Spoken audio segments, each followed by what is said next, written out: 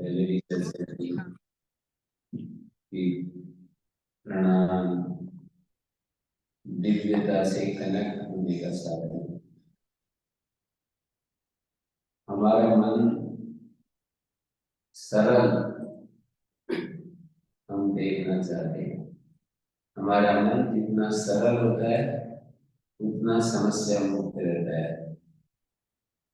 जैसे वस्त्र हम ये करते हैं,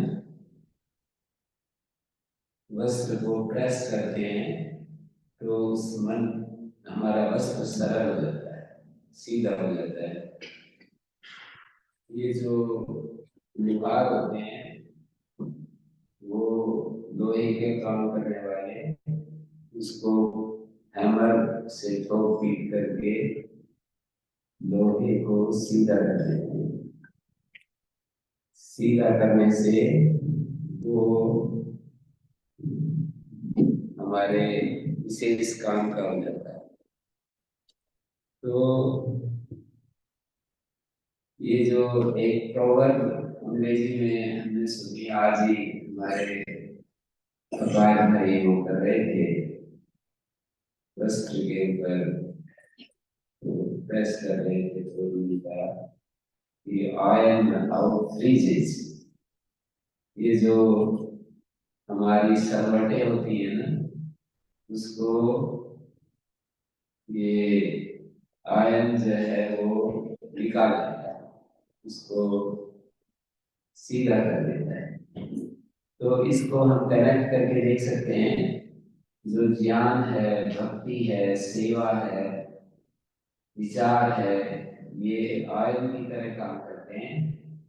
वो हमारे मन की और बुद्धि की जो जटिलता है, विषमता है, उसको ठीक कर देते हैं। ज्ञान, कर्म, सेवा, भक्ति, इसी तरह से हम विचार करते हैं। ये सब चीजें हमारे मन की सरवटों को, हमारी बुद्धि की जो सरवटें हैं उनको निकाल देते हैं। और जब हमारे मन बुद्धि में से सरवटें निकल जाती हैं, जो उसमें कर्म पड़ जाते हैं, वो इकट्ठा हो जाता है, तो वस्त्र सुंदर लगता है। हमारा मन का कर्म जब निकल जाता है तो भी सुंदर दिखाई देने लगता है। मन भी सबके लिए सुख का प्रतीक होता है। जैसे आंखों के लिए आयरन किया हुआ वस्त्र सुख का प्रतीक होता है, अच्छा लगता है देखने में, इसलिए तो करते हैं सभी लोग, उसमें लगे रहते हैं ना। और कोई कोई तो जो भी अपना जो भी बना लेता है, और भारत में तो बहुत सारा अपना पूरी आजीविका इसके सारे चलाता है। तो उसको काम मिलता है तभी तो वो अपनी आजीविका कर पाता है। तो मैं कहना ही चाह रहा हूँ कि मन, बुद्धि, शरीर, तीनों ही हमारे पास जो है, शरीर भी हमारा वो हो जाता है, कठोर हो जाता है। शरीर के लिए तो परिश्रम, योगासन, प्राणायाम, ये सब शरीर के कर्म को निकालने के लिए, शरीर को सरल बनाने के लिए, सीधा करने के लिए ये साधन बताए जाते हैं, साधन बनाने होते हैं। पर मन बुद्धि का जो, मन बुद्धि के अंदर जो टेढ़ापन हो जाता है, उसको ठीक करने के लिए ज्ञान, भक्ति, सेवा, विचार, ये सब काम चीजें होती हैं। हमारा मन का अध्ययन करने वाला जो शास्त्र है, मन के ऊपर विचार करने वाला, मन के बारे में जिसने सबसे ज्यादा विचार किया है, उस शास्त्र का नाम है योग शास्त्र या योग दर्शन। शास्त्र माने दर्शन। यहाँ पर जब मैं बोल रहा हूँ शास्त्र, योग शास्त्र का योग दर्शन, तो मन के ऊपर, चित्त के ऊपर जो विचार किया कि चित्त को कैसे सरल बनाया जाए, चित्त को कैसे सीधा बनाया जाए। चित्त की पहले ही सूत्र में पतंजलि ने योग चित्त वृत्ति निरोधा और उसके व्याख्या, योग शास्त्र की व्याख्या का जो कि पतंजलि योग दर्शन की जो व्याख्याकार उनका नाम है व्यासदेव। कोई एक आचार्य वही व्यासदेव, महाभारत वाले व्यास नहीं, कोई एक और जिसका नाम व्यास है, ऐसे एक आचार्य हुए और उन्होंने पतंजलि के सूत्रों के ऊपर भाष्य लिखा, सबसे प्रामाणिक भाष्य माना जाता है। तो उन्होंने कहा चित्त जो है अपनी सिंपल अवस्था में, सरल अवस्था में रहता है तो वो ज्ञान रूप होता है। प्रख्यारूपण की चित्त सत्वम रजस्तमोभ्याम संश्लिष्टम ऐश्वर्य शक्ति। हमारा जो चित्त है उसका अपना निज रूप यदि देखें तो ज्ञान रूप, प्रख्या कर ज्ञान रूप है वो। और बहुत ही वो जब उसमें मिलाप नहीं होती तो वो सात्विक होता है। चित्त सत्वम मानी सात्विक रूप होता है उसका। लेकिन कोई भी चीज इस संसार में आत्मा निर्गुण है और बाकी सारी चीजें सगुण है। गुणों से, गुणों के रूप में हमारे सामने प्रकट होती है। कभी उनमें भी एक एक गुण कभी प्रकट होता है प्रधान रूप से और दो गुण रूप से रहते हैं। जब सत्व प्रकट होता है तो रजस और तमस गौण रूप में रहते हैं। रजस प्रकट होता है तो सत्व और तमस गौण रूप में रहते हैं। तमस प्रकट होता है तो सत्व और रजस गौण रूप से रहते हैं। एक रहता है तो दो रहते ही हैं। एक केवल सत्व वाली कोई चीज मिल जाए ऐसा नहीं, केवल रजस वाली चीज मिल जाए ऐसी कोई चीज दुनिया में नहीं। केवल तमस हो जिसमें ऐसा कोई भी पदार्थ नहीं मिलेगा। जड़ और चेतन जितनी भी चीजें हैं, चेतन से अभिप्राय केवल आत्मा का शुद्धतम रूप यदि देखेंगे ना तो उसको कहते हैं आत्मा तो निर्गुण पदार्थ है। लेकिन न्याय और वैशेषिक के आचार्य ने आत्मा को भी किन्हीं गुणों का आश्रय मानकर सगुण कह दिया। जैसे दो जो गुण होते हैं वो आत्मा में आते जाते रहते हैं। आत्मा तो एक ऐसा तत्व है जो आधार के रूप में बना रहता है। जैसे जल आधार है, उसमें कभी गर्मी आती है कभी सर्दी आती है। जल आधार के रूप में उसमें यदि हम इलेक्ट्रिसिटी करंट छोड़ दें तो गर्म हो जाता है। और कोई उसके अड़ोस पड़ोस यदि हम बर्फ रखते हैं तो वही जल ठंडा हो जाएगा। तो जल का जो स्वरूप है आलम्बन से, आश्रय से बदल गया, कभी ठंडा कभी गर्म। आत्मा के भी अंदर दो गुण हमेशा आते जाते रहते हैं, स्थायी रूप से कोई नहीं रहता, आने जाने वाले होते हैं। ड्यूरेबल कुछ गुण ऐसे होते हैं बहुत ज्यादा समय तक रहते हैं और कुछ ऐसे होते हैं आते जाते हैं। जैसे 9 गुण में से इच्छा, अप्रीति, प्रयत्न, सुख, दुख और ज्ञान और संस्कार और धर्म अधर्म, ये 9 गुण आत्मा में रहते हैं, ऐसे वे लोग कहते हैं। एक सांख्य शास्त्र है, एक न्याय शास्त्र है। न्याय शास्त्र को नैयायिक आचार्य, तार्किक आचार्य और सांख्य योग, इन दोनों को सांख्य शास्त्र बोल देते हैं। सांख्य शास्त्र प्रिंसिपल के रूप में हमारे सामने कुछ चीजें रखता है। योग उस प्रिंसिपल को कैसे हम अप्लाई करें अपने जीवन में उसकी राह दिखाता है। मानिए एक प्रिंसिपल होते हैं, एक उनको कैसे हम उनका एप्लीकेशन किया हो तो उसको योग शास्त्र कहा है। तो ऐसे वेदांत, पूर्व मीमांसा और उत्तर मीमांसा 6 शास्त्र मैंने कहे। न्याय वैशेषिक एक ग्रुप है, सांख्य योग एक ग्रुप है और वेदांत का एक ग्रुप है। उसमें उत्तर मीमांसा वेदांत कहलाता है, पूर्व मीमांसा को मीमांसा भी कह देते हैं। पूर्व मीमांसा नाम है शास्त्र का, उसको मीमांसा भी कहते हैं और उत्तर मीमांसा का नाम ब्रह्म सूत्र या वेदांत दर्शन कहते हैं। तो इनमें थोड़ा सा गंभीर चर्चा सुनना चाहते तो सुनाऊंगा, नहीं तो फिर थोड़ा सा हल्की बात कहूंगा। नींद आने लगे तो बता देना कि फील बहुत भारी हो रहा है और समझ में नहीं आ रही, चीजें ऊपर से ही जा रही, तैरती अंदर भी रुक नहीं पा रही है, अंदर से जाती है बाहर निकल जाती है, कुछ समझ में नहीं आ रहा है।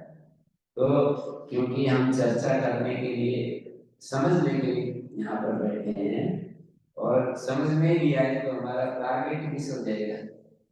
तो मैंने कहा तीन शास्त्र हैं। न्याय वैशेषिक शास्त्र ये समझाता है कि आत्मा में गुण होते हैं पर वो स्थायी रूप से नहीं होते, आते जाते हैं। जैसे ज्ञान आता है जाता है, एक क्षण के लिए आएगा और चला जाएगा, फिर एक क्षण के लिए नया ज्ञान आएगा चला जाएगा, फिर एक क्षण के लिए आएगा चला जाएगा। फिर वो जो भी ज्ञान आता है या जो इच्छा होती है, जो सुख दुख होता है, उसका एक संस्कार बनता है, विशेष रूप से ज्ञान का एक संस्कार बनता है। और ज्ञान का संस्कार जो बनता है वो ज्यादा ड्यूरेबल होता है। और एक संस्कार बन गया, वो संस्कार हट सकता है दूसरे संस्कार से।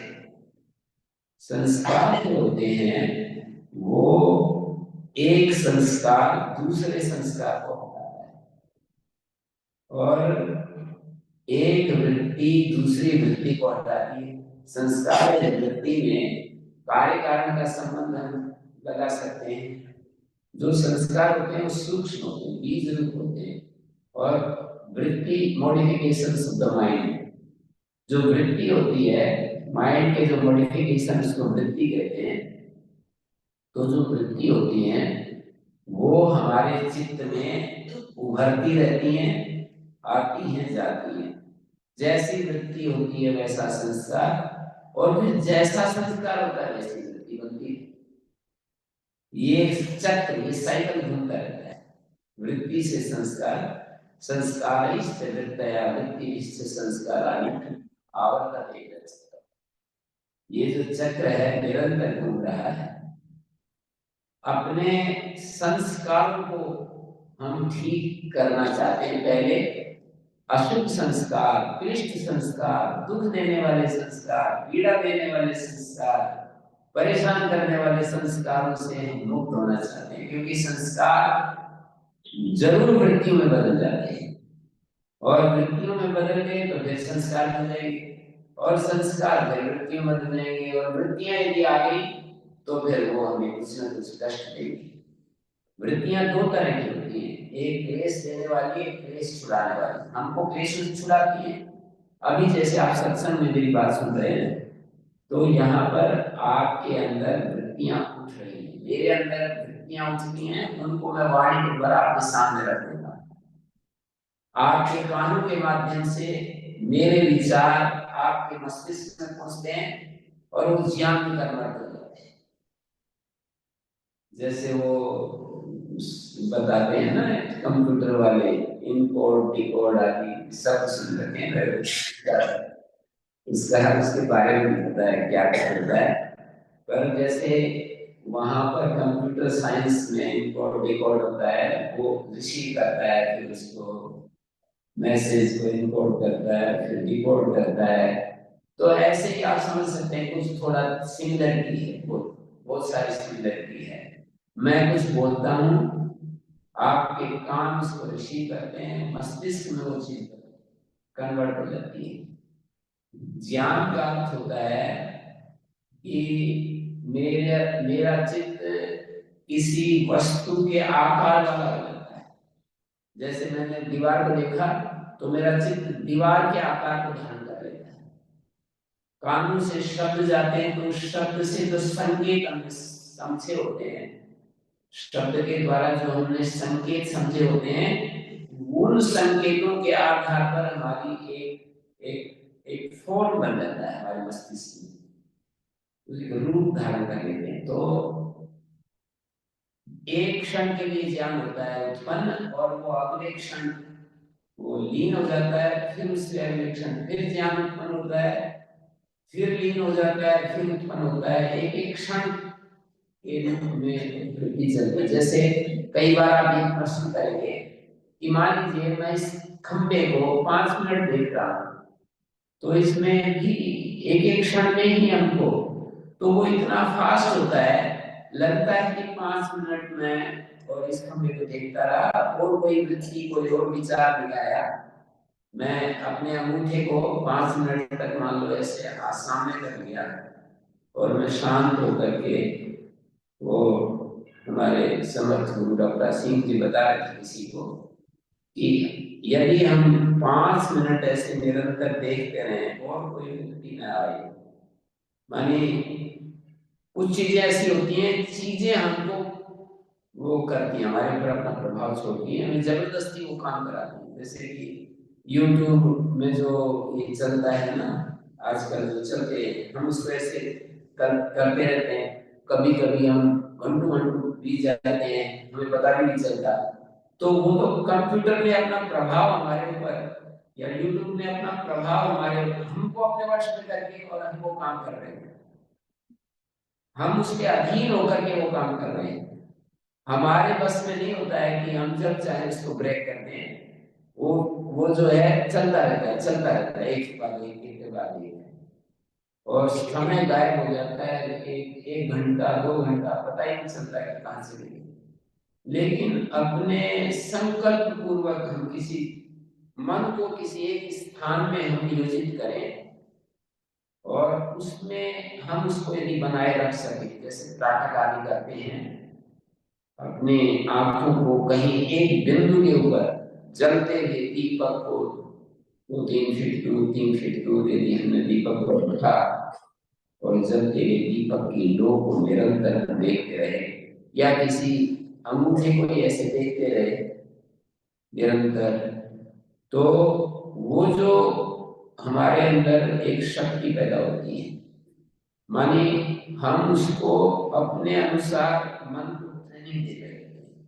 हमारा मन हमारे प्रशिक्षण में चल रहा होता है, सीख रहा होता है कि तुम्हें और काम नहीं करना, बस यही काम करना है, यही देखना है। इससे मन की एकाग्रता की शक्ति बढ़ती है। और मन जब एकाग्रता, मन में जब एकाग्रता की त्राटक इसलिए करते हैं, मन की एकाग्रता की शक्ति को बढ़ाने के लिए त्राटक करते हैं। जब वो शक्ति बढ़ जाती है, एकाग्रता मन की बढ़ जाती है, तो उस एकाग्रता को हम दूसरी जगह शिफ्ट कर सकते हैं। दूसरी जगह भी हम एकाग्र हो सकते हैं, जैसे सुनने में एकाग्र हो सकते हैं, कोई कार्य करने में एकाग्र हो सकते हैं, विद्यार्थी लोग पढ़ाई करने में एकाग्र हो सकते हैं, और वो कोई लिखते समय परीक्षा में लिखते समय एकाग्र होकर लिख सकते हैं। तो एकाग्रता का अभ्यास यदि किन्हीं को है तो वो अभ्यस्त एकाग्रता जो हमारे रूटीन में आ गई, हमारे स्वभाव में आ गई, उस एकाग्रता से उससे काम करते हैं। तो मैं ऐसा कह रहा था, सांख्य शास्त्र ऐसा मानता है कि एक आत्मा है और एक मन है, इंद्रियां हैं, इंद्रियों के विषय हैं, भौतिक पदार्थ हैं। ऐसे प्रमेय के रूप में उन्होंने बहुत सारी चीजें हमारे सामने रखी। 12 प्रमेय, 12 प्रमेय। प्रमेय वो होता है जो हमारे ज्ञान का विषय बनता है, उसको प्रमेय कहते हैं। ज्ञान का जो विषय बनता है उसको प्रमेय कहते हैं। एक प्रमाता होता है, एक प्रमाण होता है, एक प्रमेय होता है, एक प्रमा होता है। 4 चीजें होती हैं। हम जिन लोग प्रमाता होते हैं, प्रमाण का प्रयोग करके प्रमेय को जानते हैं। प्रमाता मानी knower of something else, knower को प्रमाता कहते हैं। ऑब्जर्वर, नोअर, एक्सपीरियंसर,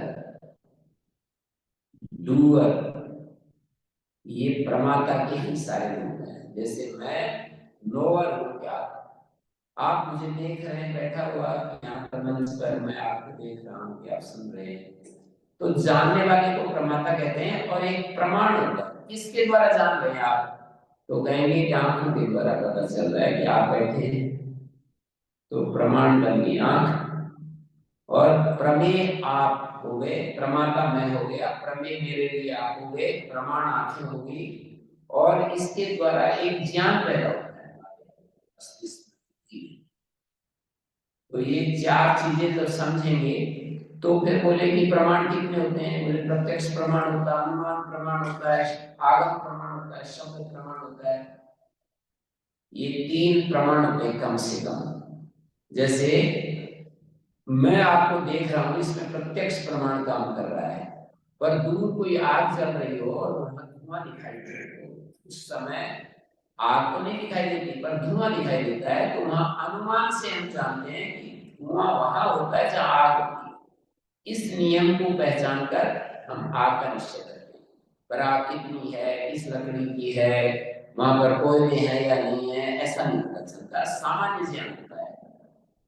माने किसी चिन्ह को देखकर हम चिन्ह वाली कोई चीज है उसको पकड़ लेते हैं।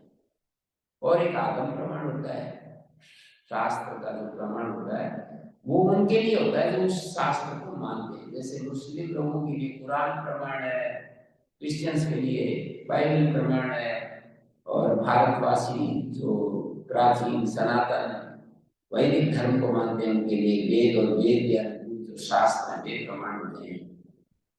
वेद और वेद के प्रतिकूल जो नहीं जाते, वेद के द्वारा प्रमाणित जो शास्त्र है वो प्रमाण। वेद जिन जिनको महत्व देता है, समझाता है, वेद तो पढ़ते हैं, ऐसा जानते हैं, तो वेद का प्रमाण या वेद के अनुकूल जो शास्त्र है उनको भी आप नहीं जानते, वेद को भी नहीं जानते। अब तो वो व्यक्ति रह जाता है कि व्यक्ति शास्त्र की बात किस तरह आप तक पहुंचाता है, व्यक्ति का क्या इंटरेस्ट है और व्यक्ति किन चीजों को महत्व दे रहा है, कैसे देख रहा है शास्त्र को, शास्त्र को किस रूप में वो देख रहा है, वो आप तक पहुंच जाता है अपनी भाषा में। तो शास्त्र तो गायब हो जाता है, व्यक्ति जो शास्त्र का संवाहक है, शास्त्र का संप्रेषक है, शास्त्र को कन्वे करने वाला है, शास्त्र को आप तक पहुंचाने वाला है, वो व्यक्ति ज्यादा महत्वपूर्ण हो जाता है इस परिस्थिति में जो कि आप के बीच आपके साथ घटित हो रही है।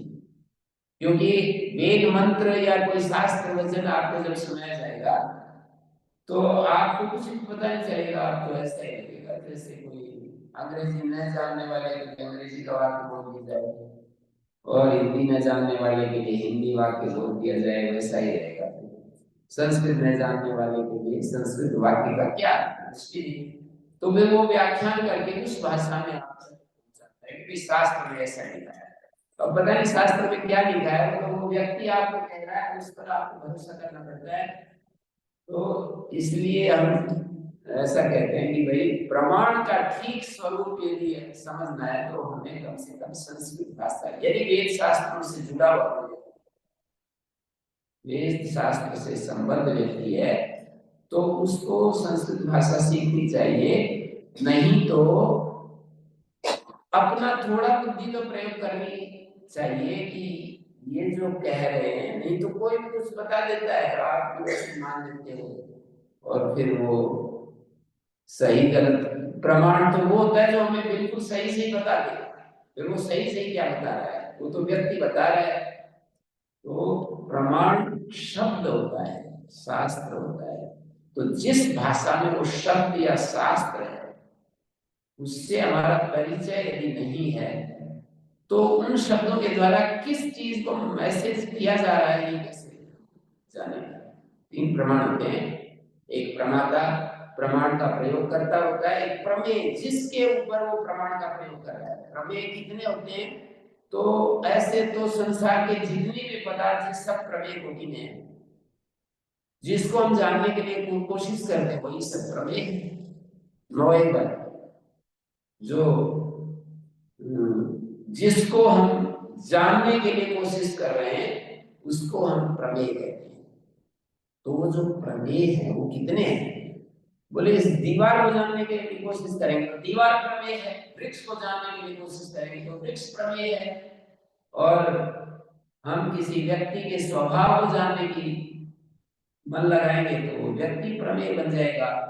आत्मा को जानने के लिए कोशिश करेंगे तो आत्मा प्रमेय, इंद्रियों को जानने के लिए कोशिश करेंगे तो इंद्रियां प्रमेय, मन को जानने के लिए हम मन लगाएंगे तो मन प्रमेय, बुद्धि को जानने के लिए माने ज्ञान को 12 प्रमेय इन करके इस रूप में बताए।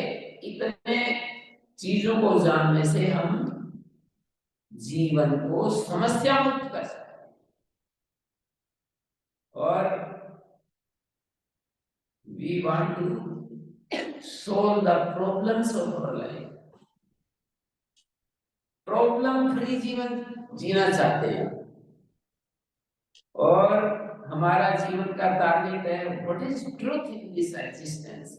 ट्रुथ को जानना चाहते हैं और डूज और डोंट्स के द्वारा हम अपने जीवन को व्यवस्थित करना चाहते हैं। हम सब की ये भूख होती है, प्यास होती है, हम सब की चाहत होती है ये कि हम अपने जीवन को प्रॉब्लम फ्री करें, अपने जीवन में जो अंतिम सत्य है वो हमें समझ में आए, हमारा जीवन इंडिविजुअली कलेक्टिवली स्वयं में भी दुख मुक्त हो और दूसरों के भी दुखों को कम करने में सहयोगी बने, दूसरों के प्रॉब्लम्स को बढ़ा। बट हमें पता ही नहीं चलता, कई बार ऐसी चीजें करते रहते हैं, दूसरों के लिए प्रॉब्लम बनती रहती है और हमारा ध्यान ही नहीं होता है। जैसे कभी कभी कोई व्यक्ति बहुत ज्यादा बोलता है, हमें बोलने वाले को पता नहीं होता है क्यों ज्यादा बोल रहा है। कभी कभी कोई व्यक्ति बहुत सलाह देता रहता है, उसको पता ही नहीं चलता है कि मैं अगले के लिए प्रॉब्लम क्रिएट कर रहा हूं। तो ये सारी चीजें जो विद्वान लोग जो इन पर काम करते हैं ना, वो बताते हैं कि भाई इन बिंदुओं पर ध्यान दो अपना। जैसे कि राह चलने वाले कोई सुंदर सा पक्षी किसी वृक्ष पर बैठा हो, हमारा ध्यान न जाए तो दूसरा व्यक्ति हमें ध्यान दिला करके बताएगा ना, अरे देखिए कितना सुंदर पक्षी है, तो हम उसको तब देखते हैं, फिर हमारा ध्यान चला जाता है, फिर हम भी उसका आनंद लेते हैं। कभी कभी बहुत अच्छा वृक्ष होता है, हम जब रास्ते से गुजर रहे होते हैं तो हमारा ध्यान नहीं होता है, साथी कहता है अरे कितना सुंदर वृक्ष है, कितना सुंदर फूल है, कितना सुंदर फल है। ऐसे ध्यान दिलाने पर भी हमारा ध्यान उधर जाता है और हम उस चीज का आनंद ले लेते हैं। ये तो रोज का अनुभव है हमारा। तो मेरे जैसे लोग ध्यान आकृष्ट करने के लिए, अब ध्यान आकृष्ट करने पर भी किसी की रुचि होती है उस चीज को देखने के लिए। कोई कह देता है अरे देख रखी सब क्यों चक्कर में पड़ रहा है, ऐसे कह देता है, तो उसकी रुचि नहीं है तो आप जबरदस्ती ध्यान नहीं दिला सकते उसका इंटरेस्ट। तो मैं भी आपका ध्यान दिलाने के लिए बैठा हूँ, जब आपका इंटरेस्ट होगा तो कुछ चीजों को थोड़ा सीरियस होना पड़ेगा, थोड़ा एकाग्र हिम्मत करनी पड़ेगी, धैर्य धारण करना पड़ेगा, क्योंकि बहुत सीरियस चर्चा करने के लिए हम बैठे हैं और आपकी बैकग्राउंड ये सब है नहीं। तो पहली पहली बार नई नई चीजें यदि हम सीखना चाहेंगे तो बड़ा मुश्किल होता है। थोड़ी देर बाद भारी सिर भारी होने लगता है, उबासी आने लगती है, नींद आने लगती है, और जैसे कि कोई वो हो ना उसको बांध करके रखे तो खुला करके भागना चाहता है, ऐसी स्थिति आ जाती है। लेकिन मैं कोशिश करूंगा कि आपको आनंद आता रहे, क्योंकि ज्ञान में भी एक आनंद है। जैसे अच्छे फल को खाने में आनंद होता है ना, अच्छे भोजन में आनंद आता है और अच्छे दृश्य देखने में आनंद आता है, अच्छा गाने सुनने में बहुत ही सुंदर गाना हमारे कानों में पड़ता है जैसे आनंद आता है, अच्छी कोमल स्पर्श को छूने से सुख मिलता है, अच्छे गंध से जैसे चमेली मोगरा उनका जो गंध है हमारे को बहुत ही सुवासित कर देता है, अच्छा लगता है। ऐसे ही ज्ञान बातें सुनने में भी आनंद आता है। माने नई जो ज्ञान, नया जो ज्ञान हमारे मस्तिष्क में प्रवेश करता है तो बहुत आनंद आता है, बहुत सुख मिलता है। नई नई चीजें जब पता लगती हैं तो आप ये नहीं कह सकते कि जी खाने से तो बड़ा आनंद आता है, इसमें क्या आनंद आया। नहीं नहीं, बहुत आनंद आता है। आप इसकी तरफ थोड़ा सा ध्यान देकर देखेंगे तो पता लगेगा, बड़ा आनंद आता है। नहीं तो आनंद आए तो बाद में आप जैसे पिछली बार मैं जैसे ही चलने लगा तो कितने सारे लोग बड़ा अच्छा लगा, बड़ा अच्छा लगा, ऐसे क्या अच्छा लगता है उसमें, सुनी तो है ये बातें लेकिन कुछ ना कुछ अच्छा लगता है, तभी आपने दोबारा बुलाया। तो अच्छा लगता है ये तो मानना पड़ेगा।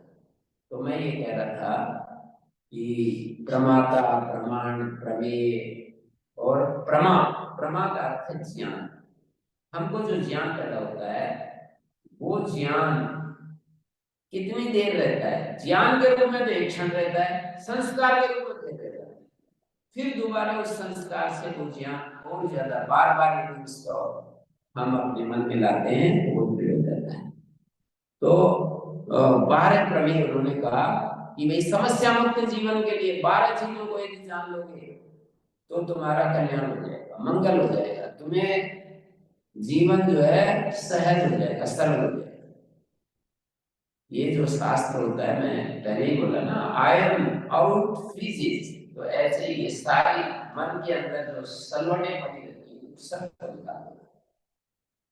उन्होंने कहा आत्मा, शरीर, इंद्रिय, विषय, इंद्रियों के जो सेंसेस बोलते हैं, हमारी इंद्रियां हैं ना, जैसे आंख, नाक, कान, त्वचा और रसना, 5 इंद्रियां होती है, 5 ज्ञानेंद्रियां होती है, 5 कर्मेंद्रियां होती है, मन होता है। तो आत्मा, शरीर, इंद्रिय, इंद्रिय से मतलब ज्ञानेंद्रियां, इंद्रियों के विषय, और विषय जो होते हैं, जैसे रसना का विषय रस होता है, विषय होते हैं, object of the sense, as a sense, मतलब इंद्रियों के सेंस के रूप में जो हमें बोध होता है वही विषय है। तो आत्मा, शरीर, इंद्रिय, आत्मा, शरीर, इंद्रिय और विषय, 4 4 में 12 होते हैं, 4 ये 12, 4 चीजें हो गई, आत्मा, शरीर, इंद्रिय और विषय। एक आत्मा को भी प्रवेश, आत्मा है क्या चीज, हम कहते हैं कि आत्मा को जानो। अब आत्मा है क्या चीज, पहले शास्त्र से जानते हैं, गुरुजनों के माध्यम से जानते हैं, फिर अपने एक्सपीरियंस में जानते हैं। जैसा शास्त्र और गुरुजन हमको संकेत देते हैं फिर अपने भीतर जानते हैं। तो आत्मा, शरीर, इंद्रिय और फिर 4 और मैं बताऊंगा, 12 पूरे करना है। आत्मा, शरीर, इंद्रिय, अर्थ, ज्ञान, ज्ञान की एक प्रमेय है, मन, पुनर्जन्म, पुनर्जन्म को भी एक प्रमेय के रूप में रखा। वो भी हमें समझना है कि ये पुनर्जन्म भी कोई चीज है कि हम इस शरीर को छोड़ने के बाद फिर एक शरीर मिलेगा और हम इस शरीर में जो जो कुछ किया था वो हमारे साथ दास के रूप में, संस्कार के रूप में, पूरे जीवन भर हमने खूब दान देने का अभ्यास किया है तो फिर वो अभ्यास हमारा आगे चल जाएगा। पूरे जीवन में हमने दूसरों को तंग करने का अभ्यास किया है तो अगले जीवन में दूसरों को फिर तंग करने से शुरू किया। और इस जीवन में बहुत लोभ लालच की है तो अगले जीवन में भी बूढ़े होने के बाद भी ऐसे सोचते रहते हैं कि वो यहाँ के मिलेगा। हाँ, भारतवर्ष में मैंने देखा कि बूढ़े बूढ़े लोग भी वो तिजोरी की जो ताली है ना वो उसको हमेशा अपने साथ रखना चाहते हैं। उनको ऐसा लगता है कि पैसे पास में रहते हैं तो उनकी अंडरस्टैंडिंग, उनकी समझ ऐसी बनी कि हमारे हमारे पर कोई, हमारे को दुख नहीं आएगा, कष्ट नहीं आएगा, पैसे होने मात्र से ऐसा हमारा बचाव हो जाएगा। तो आत्मा, शरीर, इंद्रिय, विषय, बुद्धि, मन, प्रेत्य भाव, माने पुनर्जन्म, प्रेत्य भाव शब्द है वहां पर, पुनर्जन्म, मर के फिर दोबारा जन्म लेना। बुद्ध, ज्ञान, मन, प्रेत्य भाव, प्रवृत्ति, शरीर, वाणी और मन की चेष्टाओं को प्रवृत्ति करता है। हमारा शरीर कुछ चेष्टा करता है, वाणी कुछ चेष्टाएं करती है, हमारा मन, प्रवृत्ति, वाक, बुद्धि, शरीर, हमारी वाणी, हमारा मन और हमारा शरीर कुछ करता है, कुछ न कुछ करने में रहता है, उसको प्रवृत्ति कहते हैं। तो क्या हो गए, ज्ञान, ज्ञान एक प्रमेय है, मन एक प्रमेय है, पुनर्जन्म एक प्रमेय है और प्रवृत्ति एक प्रमेय है। अंतिम चार बताता हूँ। बुद्धि, मन, प्रत्यय, भाव, प्रवृत्ति। दोष एक प्रमेय पदार्थ है, फल एक प्रमेय पदार्थ है, दुख एक प्रमेय पदार्थ है, अपवर्ग एक प्रमेय पदार्थ है। दोष क्या होते हैं? राग, द्वेष, मोह, इनको दोष कहते हैं। तीन दोष होते हैं, राग अटैचमेंट, द्वेष अवर्जन, और मोह, ये तीन दोष होते हैं। इनके अलावा और क्या जानने के लिए कहा? दोष फल, जो कर्म के द्वारा हमें सुख दुख मिलते हैं उसको फल कहते हैं। माने कर्म के द्वारा जो हमें सुख और दुख मिलते हैं उसका नाम फल है। और दुख एक प्रमेय पदार्थ है, जो हमें कष्ट देता है उसका नाम दुख है। और दुख मुक्ति भी एक प्रमेय पदार्थ है। तो दुख से पूर्ण रूप से छुटकारा हो जाता है, ये भी एक स्थिति आती है। अब यूं कहोगे कि हमेशा तो नहीं आती, बीच बीच में तो हमारी भी आती है। तो बीच बीच में आने वाली चीज नहीं, सदा सदा के लिए दुख से। तो आप ये पूछोगे कि जी ऐसा कोई व्यक्ति दिखाई दिया आज तक इस सदा सदा के लिए दुख से मुक्त हो जाए? ऐसा दिखाई दे या न दे, पर शास्त्र झूठा आश्वासन नहीं देते। ये भी एक बात है। शास्त्र यदि झूठी बात हमें सिखाने लगे कि भाई दुख मुक्ति भी एक चीज है, वो होती ना हो, तो फिर तो कहना शास्त्र का और न कहना बराबर हो जाएगा। उपदिष्टे की अशक्य ना सत्योपदेश विधि ना, असत्य उपदेश, असत्य बातों का उपदेश नहीं होता शास्त्र में। उपदिष्टे भी अनुपदेश है, उपदेश करने पर भी वो उपदेश नहीं करने जैसा ही हो जाएगा। और शास्त्र उपदेश देते हैं हमको, ये तो पक्का है, शास्त्र हमको समझाते हैं ये पक्का है, और जो समझा रहे वो होने वाला ही, तो उसका क्या अर्थ है? तो शास्त्र तो कहता है कि दुख मुक्त अवस्था भी एक है अस्तित्व में। अब उसके फेलियर रेट्स ज्यादा है ये तो अलग बात है, सक्सेस होने वाले बहुत कम लोग हैं ये तो अलग बात है दुनिया में। पर एक बात का आश्वासन मैं आपको देता हूं, और आप भी उससे सहमत होंगे कि जी किसी के दुख तो बहुत ज्यादा होते हैं, किसी के मतलब दुखों की जो दुखों को एक पहाड़ के रूप में वर्टिकल रूप में नहीं देखी, हॉरिजॉन्टल नहीं होता है दुख का पहाड़, इस सब के समान दुख है ऐसा नहीं कह सकते। इस इस इस रेखा की तरह नहीं होता दुख, हॉरिजॉन्टल नहीं होता है, वर्टिकल होता है। कोई दुख की स्थिति यहाँ किसी के, किसी की यहाँ है, किसी की यहाँ है, किसी की यहाँ है, किसी की यहाँ है, किसी को 100% दुख है, किसी को 50%, 90%, किसी के 40% दुख है, किसी के 30% दुख है, किसी के 20% दुख है। आपने देखा होगा, माने दुख अभाव से आते हैं, दुख अन्याय से आते हैं, दुख जो है अज्ञान से आते हैं, माने वस्तु के अभाव से दुख आते हैं। ये सब आपको कुछ पता ही नहीं, इसमें कोई कहने सुनने की बात नहीं। वस्तु के अभाव से दुख आते हैं, ये पक्का आपको अनुभव हो ही रहा है।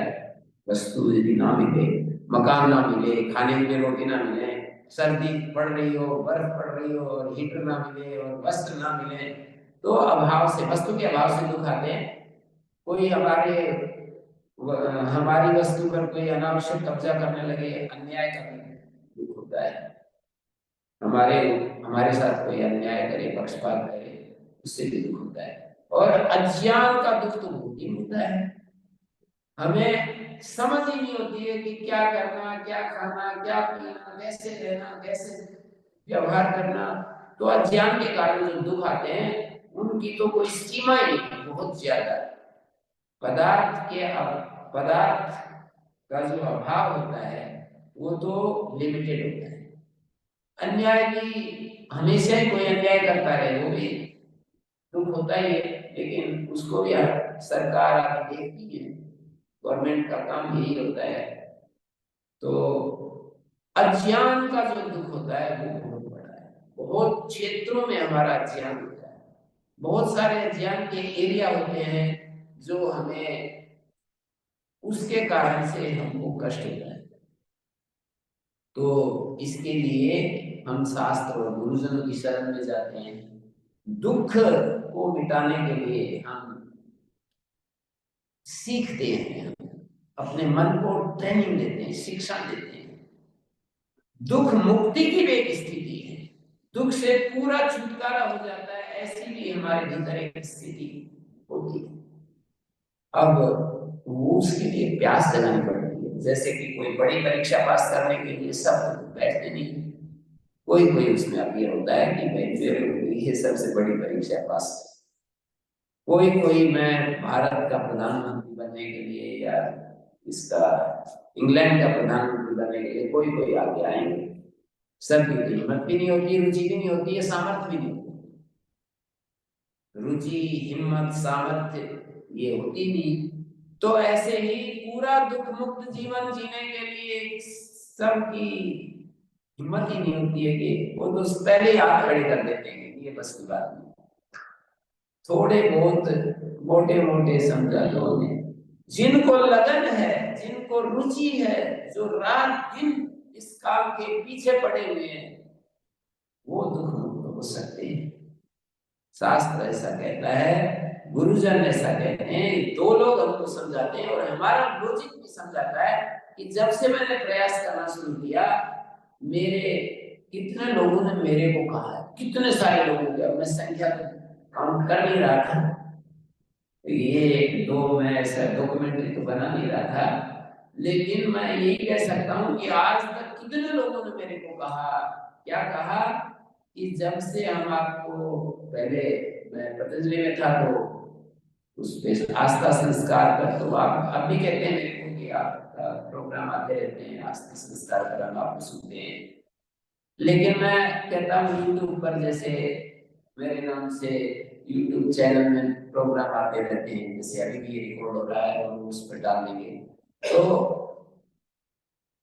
मेरे को सुनने वाले उसको ये बताते हैं, जब मिल जाते हैं तो भारत में भी मिलते हैं, यहाँ भी मिलते हैं, कितने लोगों के, एक माता बोली आप तो रोज हमारे घर में आते हैं, आप तो रोज हमारे घर में आते हैं, ऐसे बोलिए कपाल जी। तो ये बोलिए ये कैसे आते हैं, रोज टीवी पर इनको मैं सुनती हूँ। तो उन्होंने ये बताया कि जी पहले सुनने से पहले 2-3 साल हो गए मेरे को सुनते, कोई कहता है 10 साल हो गए, कोई कहता है 5 साल हो गए, और सुनने से हमारा मस्तिष्क बदल गया, सोचने का ढंग बदल गया, जीवन का स्वरूप देखने का नजरिया बदल गया। ऐसे निरंतर सुनते सुनते वो ऐसा कहते हैं कि हमारा तो सब कुछ बदल गया, ऐसे बताते हैं। तो जब हम किसी चीज की खोज में होते हैं तो ऐसे लगन लगानी पड़ती है जैसे कि हमको भौतिक वस्तुओं की खोज में लगन लगाई जाती है। भौतिक वस्तुओं की खोज जैसे होती है, उसके लिए प्रयत्न होता है, पुरुषार्थ होता है, वैसे करना पड़ता है। तो दुख मुक्ति की भी एक स्थिति है, दुख भी है। दुख है क्या चीज, बाधना लक्षण दुखम, जिससे हमें बाधित होते हैं, जिससे हमको परेशानी होती है, वो दुख होता है। प्रतिकूल वेदनीयम दुखम, अनुकूल वेदनीयम सुखम, जो हमें अनुकूल प्रतीत होता है वो सुख होता है, जो प्रतिकूल प्रतीत होता है वो दुख होता है। और मैंने कहा सुख दुख के रूप में जो हमें वो मिलता है ना, कर्मों का जो फल होता है, ये भी एक चीज है जो हमारे अस्तित्व में है।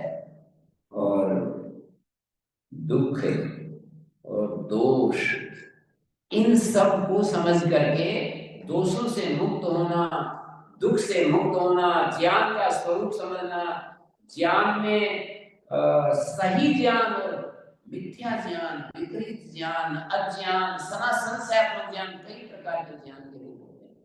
जैसे डाउट जहां होता है वो भी ज्ञान होता है, संशय संदेह होता है कि पता नहीं ये है या ये है, ये भी एक ज्ञान है। और एक अज्ञान भी होता है कि मैं तो इस बारे में कुछ नहीं जानता। ये अज्ञान भी, ज्ञान का जो अभाव है वो भी एक रूप है ज्ञान का। ज्ञान का अभाव भी एक ज्ञान का रूप है। मिथ्या ज्ञान, विपरीत ज्ञान भी एक ज्ञान होता है कि एक डाउट होता है, विपरीत ज्ञान होता है, संशय होता है, एक मिसअंडरस्टैंडिंग होती है कि जैसे मुझे एक चौराहा है, मैं उधर खड़ा हूं, मेरे को बर्मिंघम जाना है और मैं चलने लगता हूँ उससे अपोजिट डायरेक्शन में। कई बार होता है, सभी के जीवन में होती है ऐसी चीजें, मेरे भी जीवन में आई। मैं हरिद्वार जा रहा मैं उधर बुलंदशहर की तरफ, और 10 किलोमीटर जाने के बाद पता चला कि मैं तो दूसरी दिशा में जा रहा हूँ। तो फिर मैं अपना रास्ता चेंज किया। तो इस तरह से सभी के जीवन में ये घटनाएं घटती हैं। विपरीत ज्ञान को हम सत्य ज्ञान समझते हैं, उल्टे ज्ञान को सही ज्ञान समझ लेते हैं। सारी दुनिया ज्यादातर, सबसे ज्यादा खतरनाक जो जीवन के लिए चीज है वो ये विपरीत ज्ञान। चीज कुछ है, समझ में कुछ आ रही है, वस्तु कुछ है, हमें दिखाई कुछ दे रही है। चीज तो नित्य है, वो हमें उसका, उसके नित्यत्व का भान ना होकर के हमें तो अनित्य दिखाई देती है। अनित्य को नित्य दिखाई देते हैं, अनित्य चीजें हैं पर हमें तो वो नित्य दिखाई देती है। अपवित्र चीजें हैं पर हमें तो पवित्र दिखाई देती है। दुख है लेकिन सुखी दिखाई देता है। अनात्म है, हमें तो आत्मा ही दिखाई देती है। तो ये विपरीत ज्ञान, संशयात्मक ज्ञान, भ्रांति ज्ञान, विपरीत ज्ञान, विपर्य ज्ञान, ये शब्द अलग अलग है बाकी। तो अज्ञान और सत्य ज्ञान, यथार्थ ज्ञान, ये भी है। जो चीज जैसी है उसको वैसा समझ। तो ये कैसे पता लगेगा जो चीज जैसी है उसको वैसा कैसे समझे? उसके लिए लगन लगानी पड़ेगी, उसके लिए खोज करनी पड़ेगी, उसके लिए बार बार विद्वानों के संपर्क में आना पड़ेगा, जो जानने वाले हैं उनसे सुनना पड़ेगा, उनके पास उठना बैठना पड़ेगा। तो बहुत खर्चा करना पड़ता है इसके लिए, बहुत ज्यादा अपनी समय शक्ति, खर्चा के पैसे का ही नहीं, पैसा समय लगाना पड़ता है, उसको समय देना तो बहुत। हमारे डॉक्टर असीम जी मेरे को बुलाया है, तो कितना सारा इन्होंने बहुत सारा खर्चा किया है, लाखों रुपए इसके ऊपर खर्च होते हैं, आप समझ ही सकते हो। मेरे को गाड़ी लिए घूमते रहते हैं, अपना सारा छुट्टियां लेकर के मेरे साथ इधर से उधर जाते हैं और आपके संपर्क, आपसे संपर्क करवाते हैं। इसी तरह कितने सारे लोगों के पास ले गए हैं, खाने पीने की व्यवस्था करते हैं, रहने की व्यवस्था करते हैं, कितना सारा करते हैं। नॉर्वे में मैं गया तो वो माता जी, दीनदयाल जी और मीरा माता जी मुझे जर्मनी ले गए, पेरिस ले गए, नीदरलैंड ले गए, कहीं फ्लाइट मिस हो रही है, कहीं कुछ हो रहा है, सारा कर रहे हैं। चलते चलते मतलब फ्लाइट मिस हो गई और कहीं गलती हो गई। 21 मई को जाना था, 21 जून भर दिया उसने, टिकट 21 जून की है, जाकर खड़े हो गए 21 मई को। तो तो पैसे तो खर्च हो ही गए ना, तो मेरे कारण मैं तो निमित्त बनाना। तो ऐसे होता है।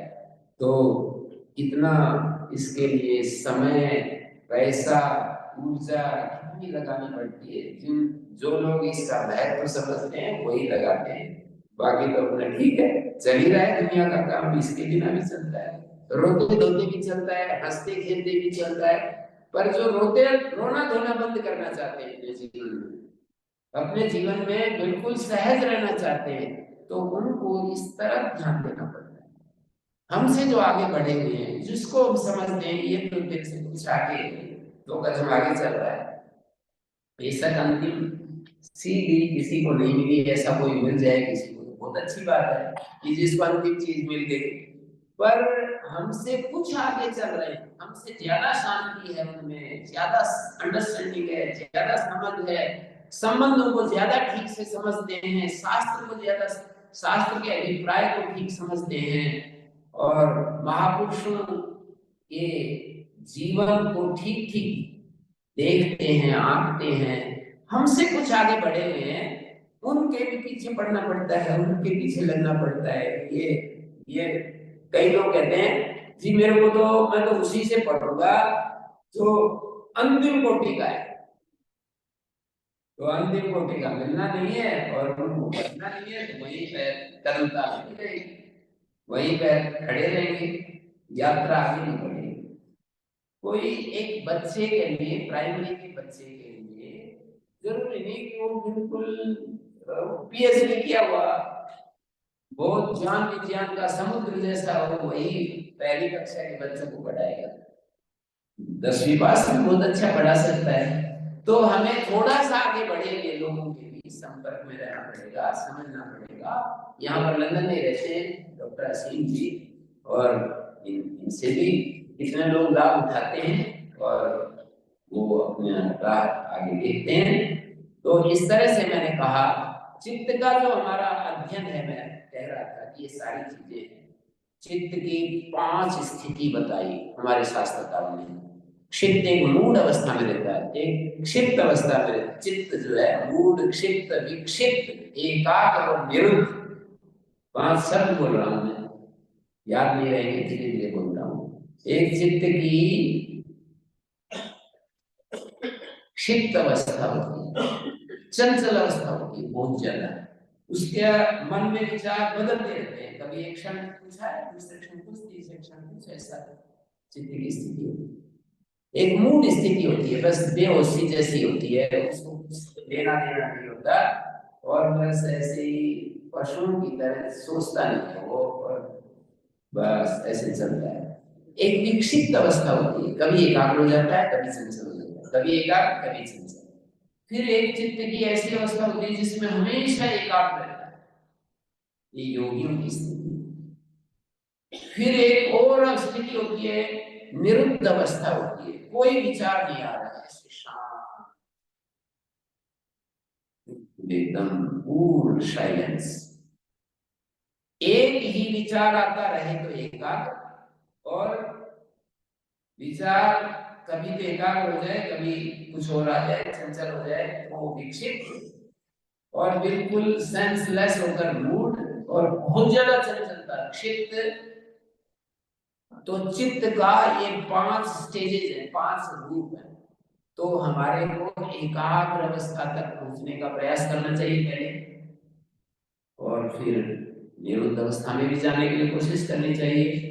चित्त में वृत्तियां चलती अलग अलग, चित्त में संस्कार होते हैं। मैंने कहा ये सारी चीजें सांख्य योग, जो हमारा सांख्य योग है वहां आते हैं, तो ये चित्त नाम से सारा व्यवहार होता है।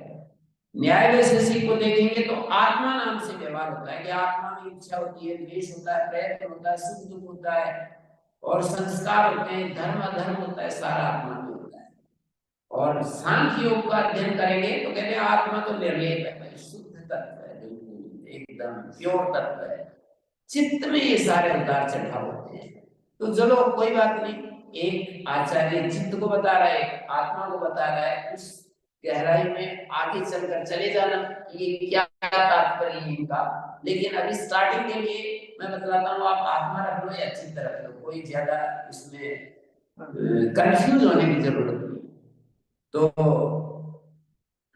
हमारे चित्त में ये सब होता है, और उसमें चित्त में वृत्तियां चलती हैं, उन वृत्तियों का स्वभाव हमें देखना पड़ता है। वृत्तियां 5 होती हैं, प्रमाण, विपर्य, विकल्प, निद्रा, स्मृति, ये 5 वृत्ति होती हैं। ये वृत्तियां सुख दुख और मोह जो क्लिष्ट वृत्ति, क्लेश देने वाली जो वृत्तियां होती हैं, वो ये सुख दुख और मोहात्मक होती है। और वृत्तियां अक्लिष्ट भी होती हैं, क्लेश से छुड़ाने वाली भी होती हैं। क्लेश कौन से होते हैं? तो कहते हैं अविद्या, अस्मिता, राग, द्वेष, भय, ये 5 क्लेश बतलाए, क्लासिफिकेशन करके बताते हैं, तो चीजें हमारी समझ में आ जाती है। पहली पहली बार यदि सुन रहे हैं उनको थोड़ी दिक्कत पड़ेगी, जिन्होंने पहले सुन रखा है अब नहीं, अब जल्दी कनेक्ट हो जाएंगे, ये सब पहले सुने हुए होंगे तो जल्दी कनेक्ट हो जाएंगे। जो बिल्कुल नहीं सुन रखे, पहली बार सुन रहे हैं, तो ऐसा मस्तिष्क की इतनी शक्ति नहीं होती है कि पहली बार नए शब्द सुने। मेरे को याद आ रहा है, हमारे डॉक्टर साहब थे, वो गुरुकुल में आकर के हर दूसरे तीसरे चौथे दिन पांचवें दिन जरूर आते थे, और उन्होंने 50 कक्षाएं दी, सैकड़ों कक्षाएं हो गई होंगी, पूरा उनका मैं अध्ययन करूँ तो सैकड़ों कक्षाएं दी। और वो पढ़ाते थे मेडिकल साइंस। उसके जो टर्मिनोलॉजी, मैं कहता है डॉक्टर साहब जिस दिन आप पढ़ाते हैं उस दिन तो सही लगता है, सब कुछ समझ में आता जाता है, अगले दिन तो सब गड़बड़ हो जाता है, वो शब्द ही याद नहीं रहते कि आपने क्या बताया था, इसको ये कहते हैं, इसके अंदर ये ऐसे अलग अलग नाम बोलते थे मेडिकल साइंस के। तो मैं कहता कि मेरे को पता ही नहीं चलता है, ये सारा गड़बड़ होता है। तो ये समस्या आपके साथ भी होगी, जो मैं शब्द बोल रहा हूँ, वो जो मैं बोल रहा हूँ वो सारे गड़बड़ हो जाएंगे। आपको कहेंगे कि क्या सुनकर आए हो, आपस में बात करोगे कि बात तो अच्छी अच्छी बताई, बड़ी बड़ा अच्छा लगा है, तो फिर कहेंगे क्या क्या बताया, चला थोड़ा रिवाइज कर लेते हैं पाठ को। तो आप सोचने लगोगे तो फिर सारा गड़बड़ हो जाएगा। वो शब्द जो है वो शब्द याद नहीं होंगे, कोई बात नहीं, फिर आप हिम्मत ना हारे, फिर सुने फिर सुने फिर सुने। अच्छा आगे बतलाओ, मैं आपसे पूछता हूँ कि रोटी खाने से कभी बोर हुए आप? वो भी तो रोज खानी पड़ती है, पर बोर तो नहीं हो रहे। और सूर्य जैसे आप आकाश में उदय होता है, कभी बोर होते हैं? अच्छा ही लगता है ना, जब सूर्य दिखता है तभी आप सामने खड़े हो जाते हैं। और यूरोप में तो बहुत ही एंजॉय करते हैं, उसके ऊपर समुद्र के किनारे पर जाकर के बड़े बड़े मतलब दृश्य देखने को मिलेंगे आपको, कैसे अपना सब वस्त्र निकाल करके घूमते हैं उसमें धूप में, वहां पर अपने लेट मारते हैं, आनंद लेते हैं। तो वो तो एक दिन हो लिया, फिर दोबारा क्या करने की जरूरत? ऐसा नहीं है। जब जब हमें सूर्य दिखता है तभी हम आकर्षित होते हैं, जब जब खाने पीने की अच्छी चीज सामने आती है तभी हमें आनंद होता है। ऐसे ही हमें ज्ञान के संदर्भ में भी, जो भी खेत में वो बीज जो है ना, बीज बोलते हैं, वो जैसे हम निकालते हैं, अगले साल फिर निकालते हैं, अगले साल फिर। मैंने अपने खेत में कितनी बार बीज निकाला है, कितनी बार। ऐसे नहीं सोचते कि ये तो पिछले साल निकाल दी थी, अब ये वही बात आ गई, बोर नहीं होते। हमें पता है कि ये तो आएंगी, इनको निकालना है। ये वस्त्र आज मेरे वस्त्र पर प्रेस कर दी, ये तो अगले दिन ये तो फिर वैसा ही हो जाएगा, और कोई बोर नहीं होता है। फिर लेकर के वो करने लगते हैं, फिर उसको वो काम करने लगते हैं। तो जैसे हमारे को इन चीजों में बोरियत महसूस नहीं होती।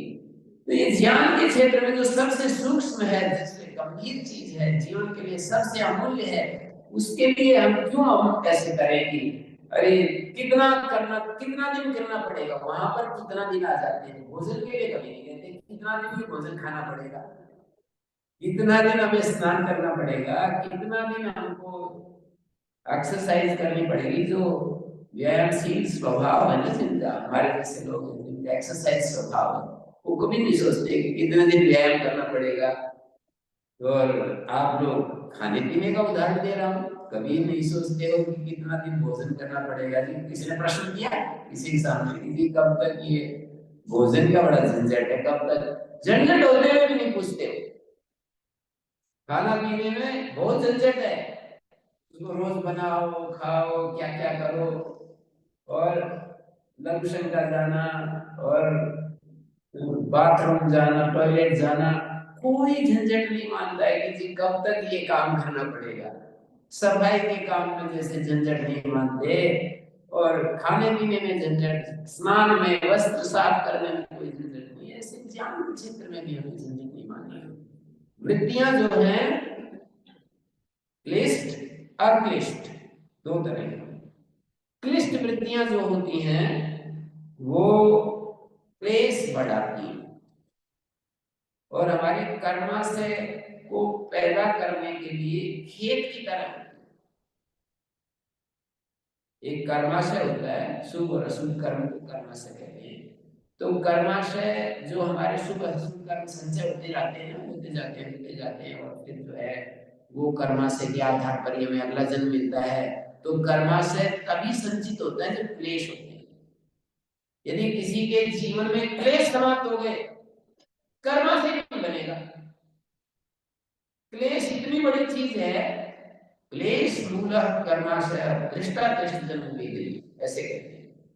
दृष्ट जन्म और अदृष्ट जन्म को अनुभव कराने वाला होता है ये क्लेश, जिसके मूल में है। क्लेश यदि है तो कर्म हमारा जरूर फल देगा, कर्म संचय होगा और वो फल भी देगा। यदि क्लेश खत्म तो कर्म भी खत्म हो जाते हैं। जैसे कहते हैं ना, अवश्यमेव भोक्तव्यम कृतं कर्म शुभाशुभ। भाई शुभ और अशुभ किए हुए काम जरूर भोगने पड़ते हैं हमारे। अच्छे किए अच्छे कमा दे, अच्छे न दिए, अच्छे कमा दे, सरदार जी बोलते हैं अभी भी नागपुर में रहते हैं तो मेरे को दिखते ही और उनकी वो पंक्ति आ जाती है, अच्छे कमाते अच्छे नतीजे, बुरे कमाते बुरे, जिंदगी दो दिन दी। पूरा गीत बड़े उसमें सुर में लंबा लंबा करके गाते हैं। तो ये जो अच्छे कर्म और बुरे कर्म है ना, ये तभी इकट्ठे होते हैं जब क्लेश होते हैं। ये भी एक व्यवस्था है अस्तित्व में। क्लेश खत्म तो कर्म कितने ही आपने हजार आदमियों को मौत के घाट उतार दिया और बहुत तंग किया है लोगों को, बहुत चोरी की है, व्यभिचार किया है, बहुत ही खराब काम किए हैं, कोई परवाह नहीं। यदि हम क्लेश मुक्त हो गए, उसी जीवन में जितना कुछ किया था सब खत्म। प्रारब्ध को तो हम खत्म नहीं कर सकते ज्ञान के द्वारा, पर यदि ज्ञान हो गया तो क्लेश खत्म, और क्लेश खत्म तो आगे कोई भी कर्म हमारे को फल नहीं देगा।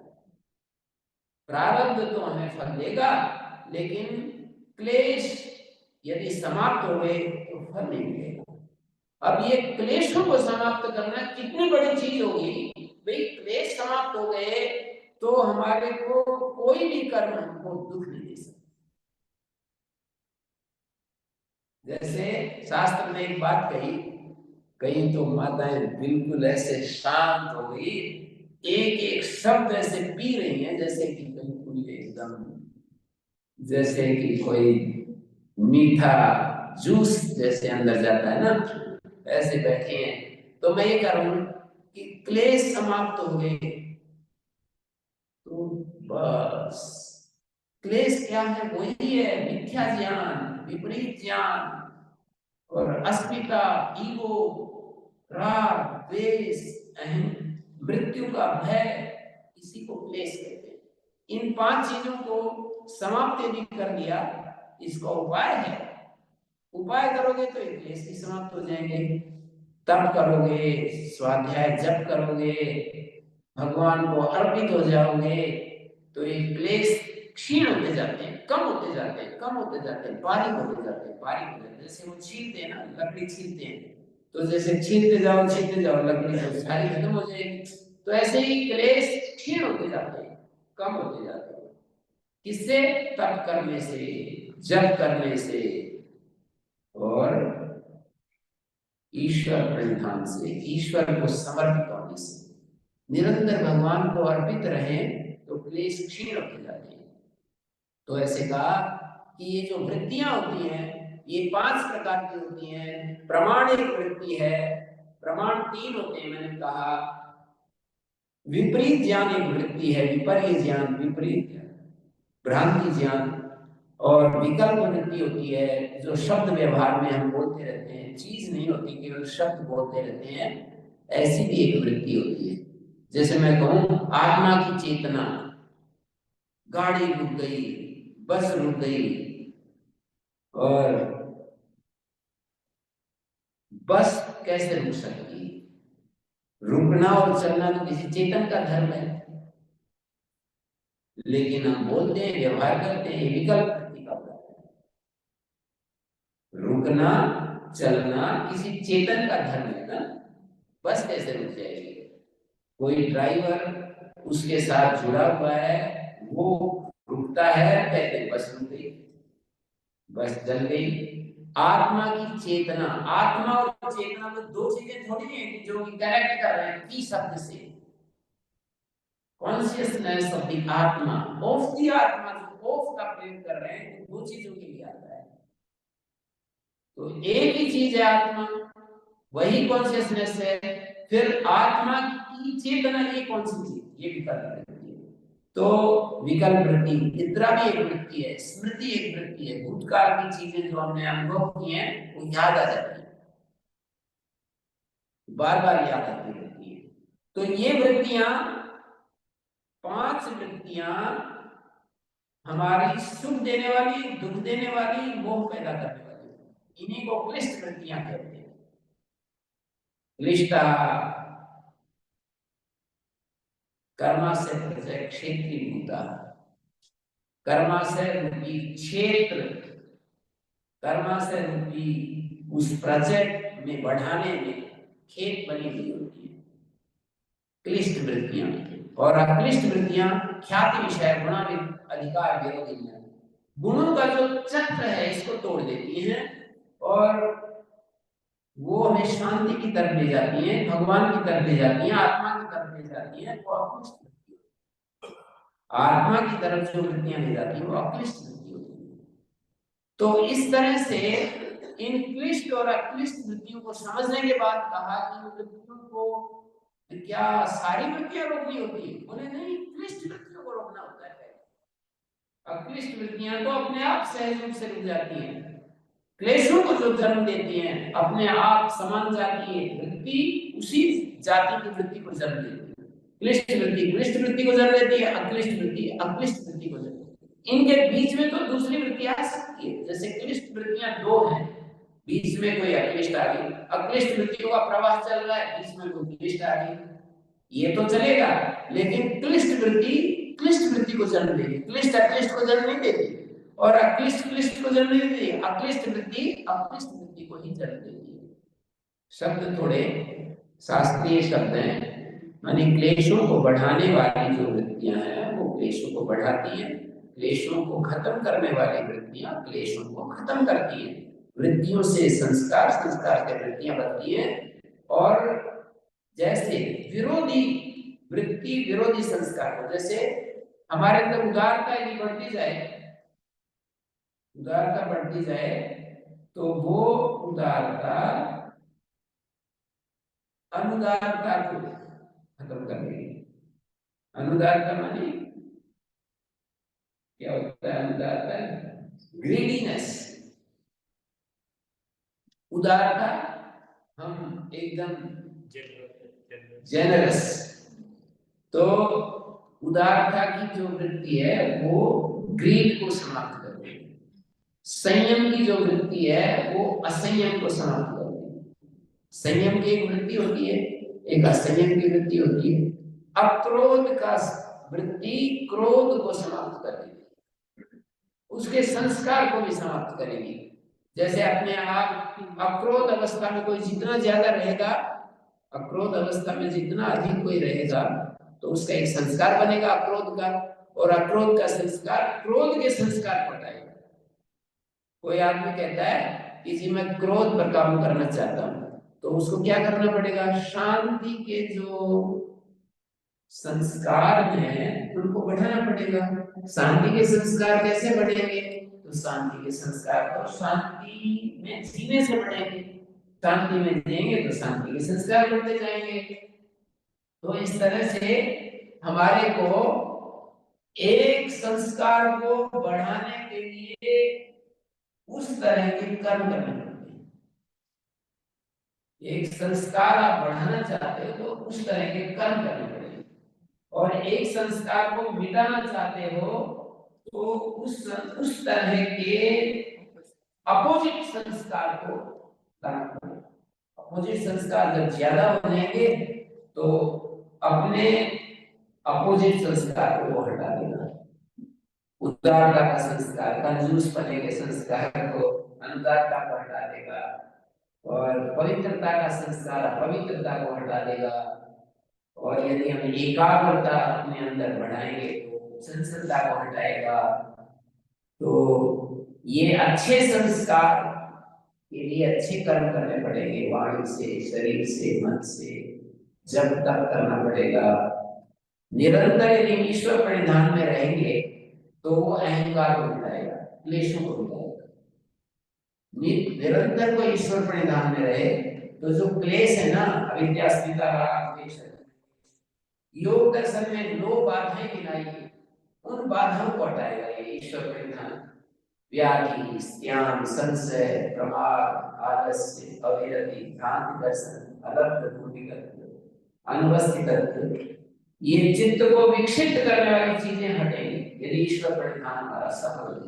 एकमात्र ये समाधि सिद्धि ईश्वर परिधान। शास्त्रकार ये कहते हैं ईश्वर परिधान हमको समाधि में ले जाता है, और समाधि की प्राप्ति होगी तो सारी योग मार्ग की बाधाएं ध्वस्त हो जाती है। व्याधि, शारीरिक व्याधि भी समाप्त हो जाती है। ज्ञान, मन की जो जड़ता है वो समाप्त हो जाती है। संशय समाप्त हो जाते हैं।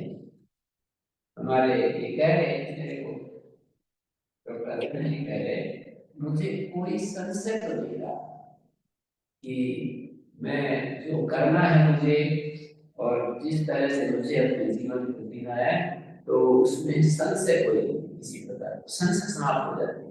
व्याधि, ज्ञान, संशय, प्रमाद समाप्त हो जाता है। मानसिक जो लापरवाही है वो समाप्त हो जाती है। आलस्य समाप्त हो जाता है। शारीरिक जो लापरवाही हमारा लेजीनेस है वो समाप्त हो जाता है।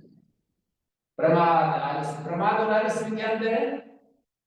मानसिक जो असावधानी है ना, आदमी जानते हुए भी वो काम नहीं करता है, तो वो प्रमाद होता है।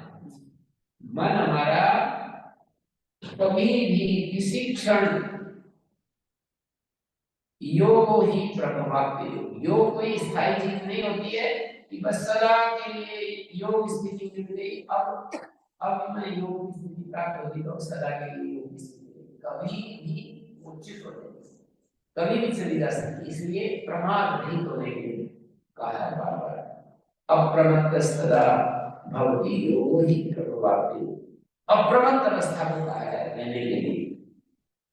तो फिर ये कहा व्याधि, ज्ञान, संशय, प्रमाद, आलस्य, अविरति, इंद्रियों का जो विषय है उनमें जो लालसा होती है वो सुना।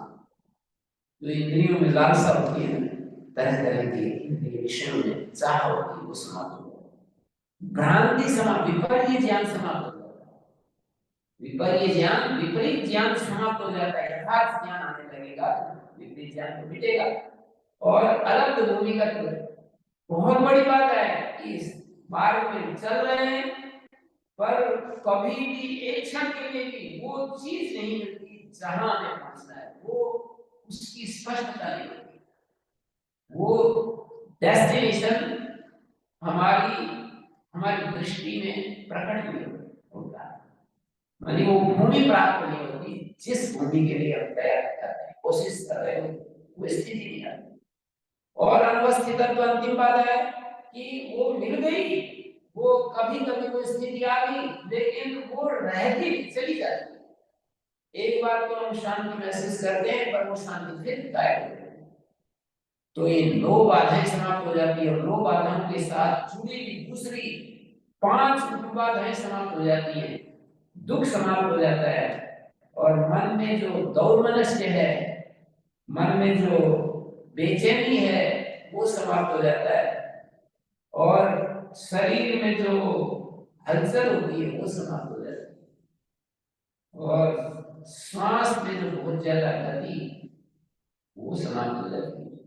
ईश्वर, एक ईश्वर परिधान समर्पण से इतनी सारी, या तो आप वृत्तियों को देखते रहो और वृत्तियों से अलग अपने स्वरूप का अनुभव करते रहो, और निरंतर इस पद्धति में आप चलते रहें, तो आप लक्ष्य पर पहुंच सकते हैं या एक ईश्वर के ध्यान से भी पहुंच सकते हैं। ये हमारे अपनी उसके ऊपर है। तो इस तरह से अक्लिष्ट वृत्तियां क्लिष्ट वृत्तियों को हटाती हैं और क्लिष्ट वृत्तियां जो हैं हमारे जीवन को इस तरह अशांत